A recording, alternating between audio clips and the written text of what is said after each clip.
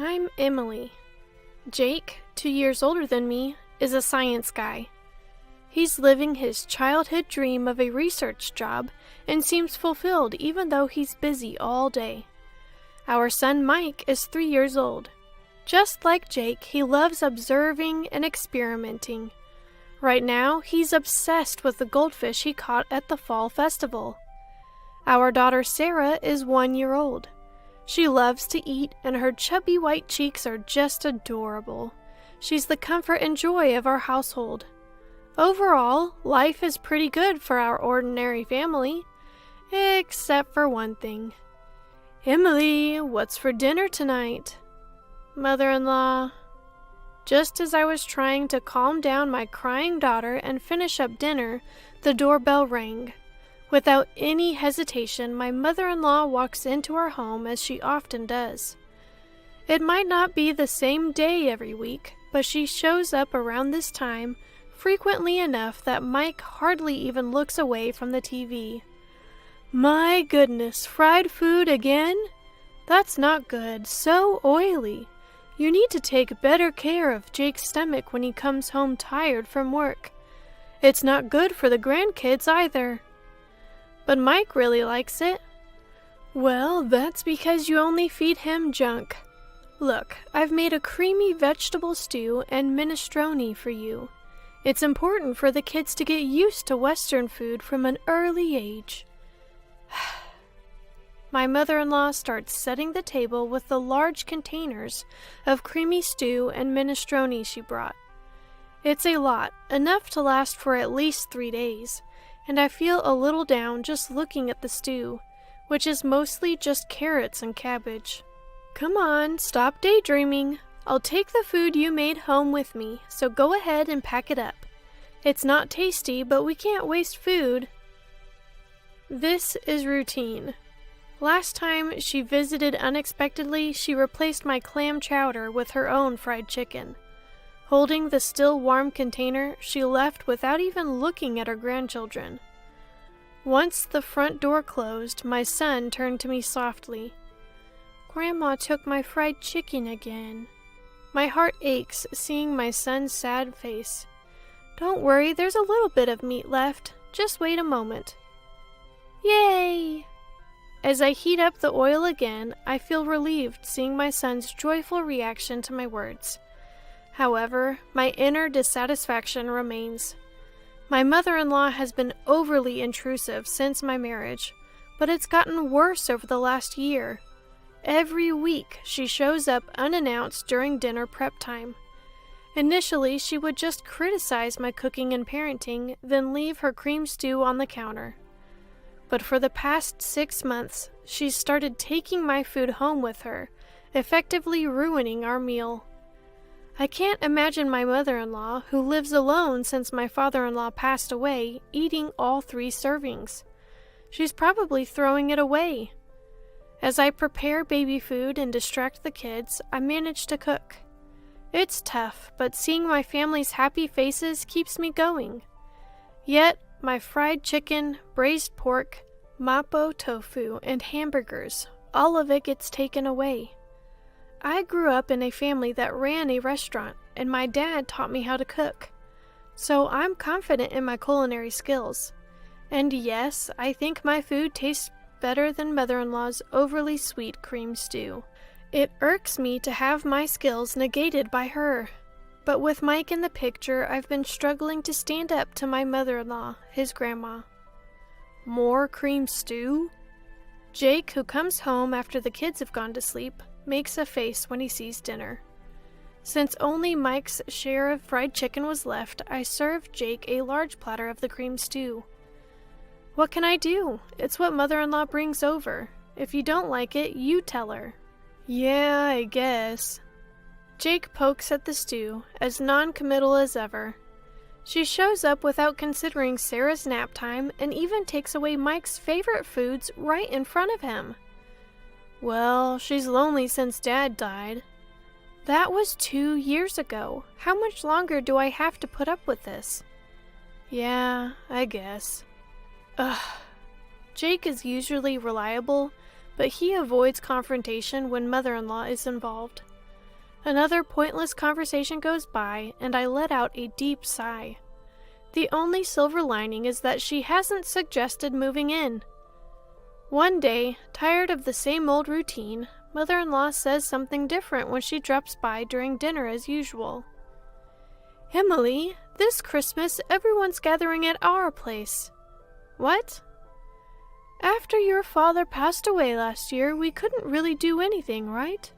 We've been relying on relatives from Dad's side since the funeral, so I'm inviting them to our home as a way of saying thank you."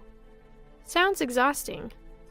Responding with a lack of enthusiasm to my mother-in-law's arrogant tone, I wonder how she plans to host people suddenly when we've always gathered at her brother-in-law's or her own childhood home for Christmas and family reunions. She frowns at me, looking like she's dealing with someone of lesser intelligence. "You're not just a bystander here, you'll be helping too." "What?" "Come over on the 24th and help clean up." Stunned by the audacious decision, I try to quickly object. "But Sarah is so young." "Just use a baby carrier or something. That's how women used to do it back in the day."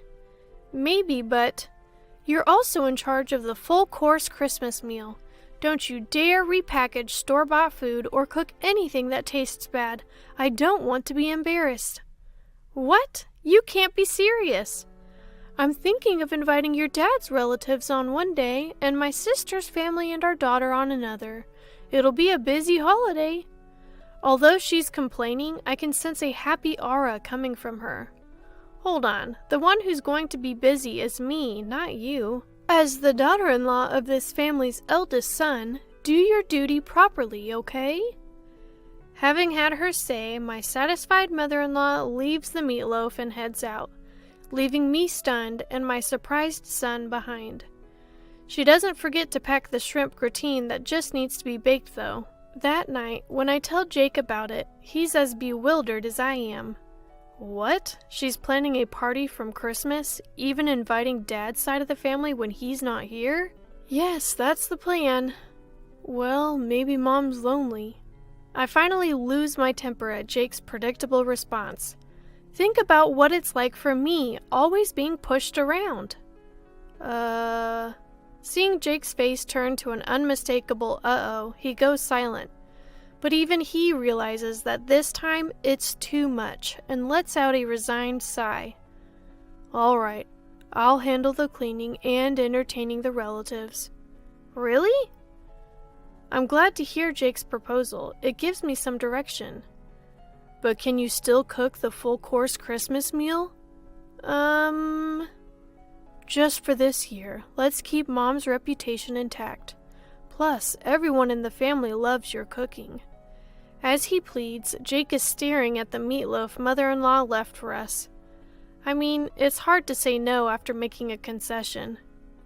Fine, just for this year. Thanks. Man, I can't wait for Emily's Christmas feast. Geez, you're in high spirits, aren't you?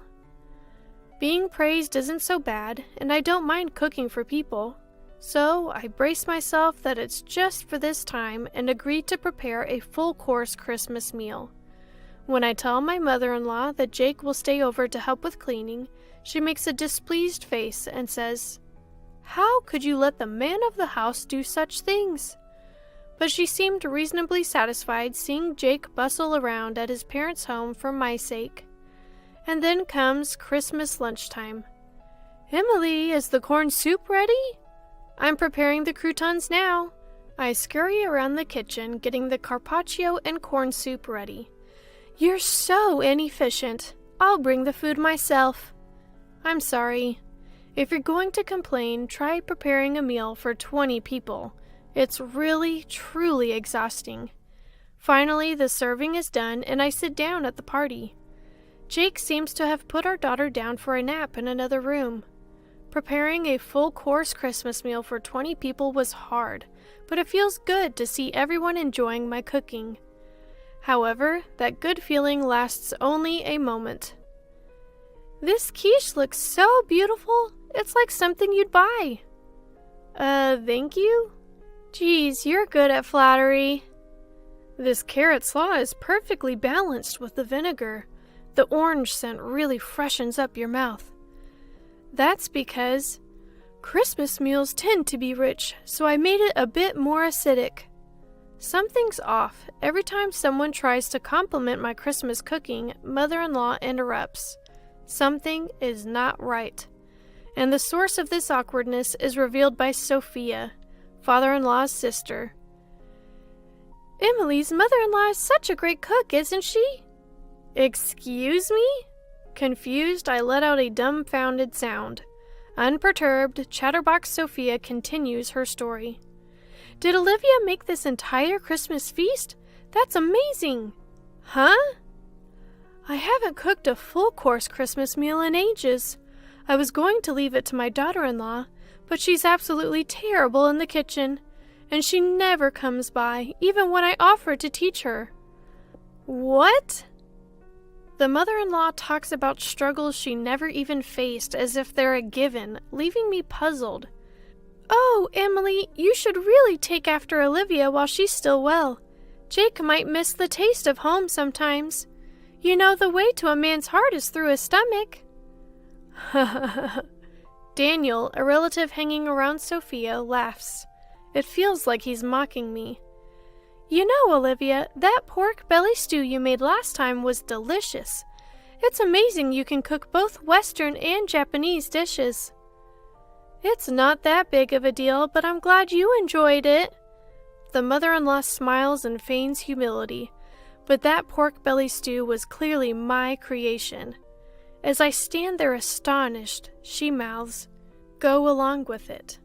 Apparently, she's been claiming all my dishes, including the Christmas feast, as her own and sharing them with the family.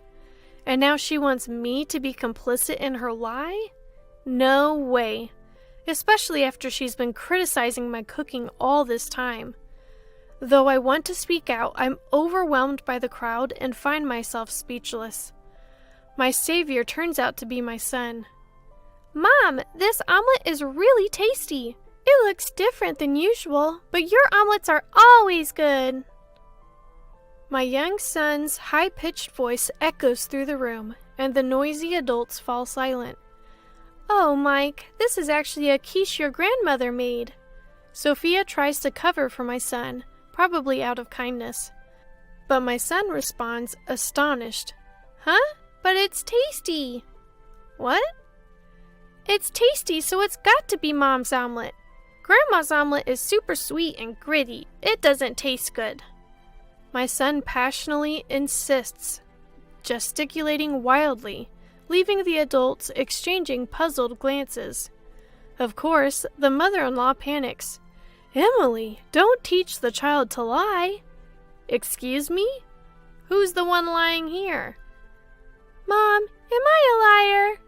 Mike looks up at me, his face full of insecurity. That's when I felt my blood boil. I was foolish. I don't care what people think of my mother-in-law or Jake. I've put up with her because she's Jake's mom and Mike's grandmother. But a grandmother who turns her grandson into a liar just to save face is nothing but evil. If she's going to make my child a liar, I'll become a demon if I have to.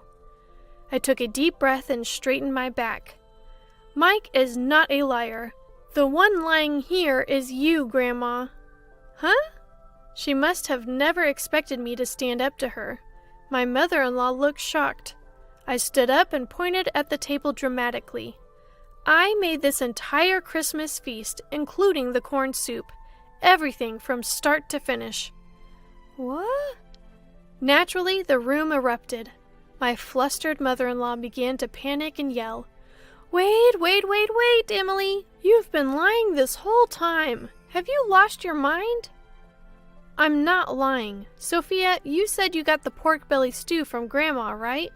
Sophia, now pulled into this, looked up at me, surprised. Yes, it was delicious. I made that too. Huh? You're terrible, stealing credit for Jake's mom's cooking and trying to set her up. You're the worst daughter-in-law. Then can you tell me the recipe for the pork belly stew, mother-in-law? What? Can you? She hesitated. Then, as if struck by inspiration, she shouted, "It's a secret! It's a secret family recipe, so I can't tell you in public." "You don't have to give details or measurements, just the basics." Even the relatives who were disgusted by our petty fight started to see who was in the right. "Emily, that's enough." My husband Jake had apparently finished putting our daughter to sleep. He had silently appeared near the door and restrained me with a stern voice and face. My mother-in-law clung to Jake as if he was her ally, looking like a tragic heroine.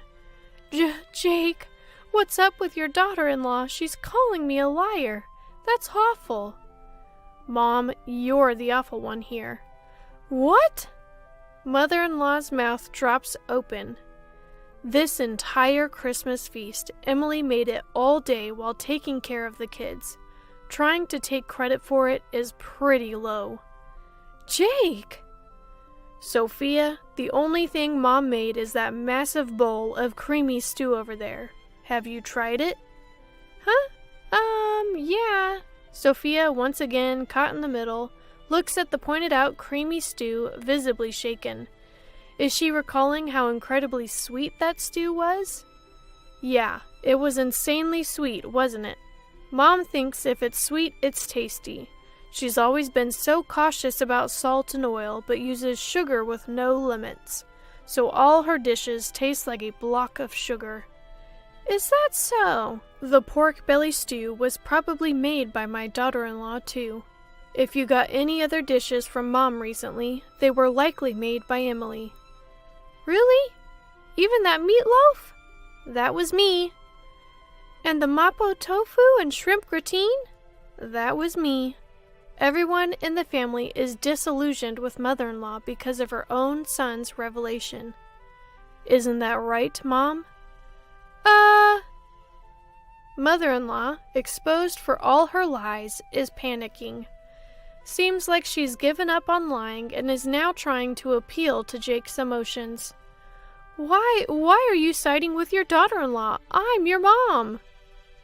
I didn't want to have to say this either, Mom. I thought you were just lonely because Dad isn't here, so I've been having Emily put up with you.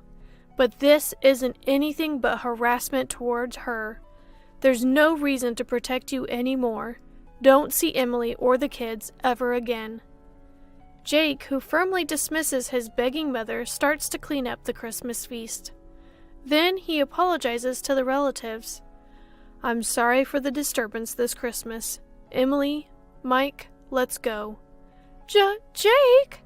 As Jake takes Mike's hand and stands up, Mike glances at mother-in-law. Grandma, where's your I'm sorry? Huh? When you lie, you say I'm sorry. Then you get forgiven, right? Isn't that right, Mom? I get it. You have to be forgiving when it comes to raising kids. But a simple sorry isn't going to cut it. Luckily, I didn't have to worry for even a second. Mother-in-law clenched her lips so tightly they looked like they'd bleed, clearly having no intention of apologizing. Seeing her, Jake sighed as if he'd had enough. Grandma can't even say I'm sorry, and she's supposed to be an adult. How sad. Let's go home and have Mom's delicious Christmas feast. Okay. We left behind a growling mother-in-law and confused relatives, carrying our sleeping daughter and the Christmas feast as we left Mike's house. We went straight to my parents' place and served the Christmas feast. Everyone was delighted and ate with joy. This is what I had been striving for, so my heart was full. Jake, of course, apologized profusely and promised never to let us meet mother-in-law again. Apparently, the atmosphere at Mike's house remained awkward. His relatives dispersed, leaving only a soulless mother-in-law and some bland food. The next day, mother-in-law's sister and her husband, as well as Jake's sister, visited as promised. Seeing the bland food, they chuckled and said, "Figures." Apparently, mother-in-law's lack of cooking skills was a well-known fact among her relatives. So you brag about hosting a Christmas feast? I wondered what magic trick you'd pull. Probably just jealous of Emily, who's good at cooking and praised by Jake and Mike. Sorry for the inconvenience, they said.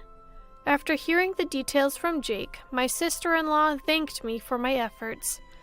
Sophia also called to apologize. I'm sorry for jumping to conclusions. It turns out Sophia also enjoys cooking, and we bonded over a recipe for braised pork belly. The misunderstanding with Jake was cleared up, and I found new friends who share my cooking hobby. I felt refreshed, enjoying a carefree Christmas. Of course, mother-in-law wasn't going to back down that easily, but I'm well prepared. As I'm making cornbread, my phone rings. It's mother-in-law. Excuse me, where are you? It's dinner time. Do your duty as a wife. Are you making the same mistake and coming over again?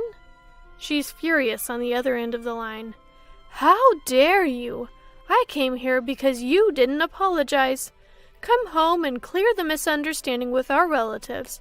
Then I'll forgive you for embarrassing me. No thanks. What? You'll be the one left out by the family. That won't be a problem. What? To begin with, the one who put on airs and got shunned by the relatives was mother-in-law. I've even made plans to cook with Sophia next time. What? Mother-in-law probably never imagined that I'd become close to father-in-law's side of the family. In other words, I'm well aware that mother-in-law has distanced herself from father-in-law's relatives. So, what now? Still got any moves left? I add another blow to the stunned mother-in-law. Also, I'm not returning to that house. What? Yes, the kids and I have been staying at my parents' house since Christmas. We're planning to find a new place to live now that the holidays are over. Initially, living near Mike's family was mother-in-law's strong insistence, but Jake's workplace is actually closer to my parents' house. Didn't Jake tell you to stay away from daughter-in-law? But since mother-in-law can't listen better than a child, we've decided to physically distance ourselves. Right now, Jake is the only one living there, and he'll leave once he's ready. What? Where are you? Who knows? You think you can get away with not cherishing Jake's mom? Yes, because Jake and sister-in-law have forgiven me, it's okay. Well, wait, what? Thank you for everything so far, mother-in-law. I'm so happy I'll never have to see you again. Goodbye. Wait a minute! With a bit of a laugh, I hang up on mother-in-law, who's screaming like a villain in a superhero show. Then I block her number to make sure I never have to hear her voice again. 2 years later. Mom, what's for dinner today? Hamburgers. Yay! I love Mom's burgers the most in the world. Sarah loves them too. Sarah loves them too. Dad loves them the most in the universe.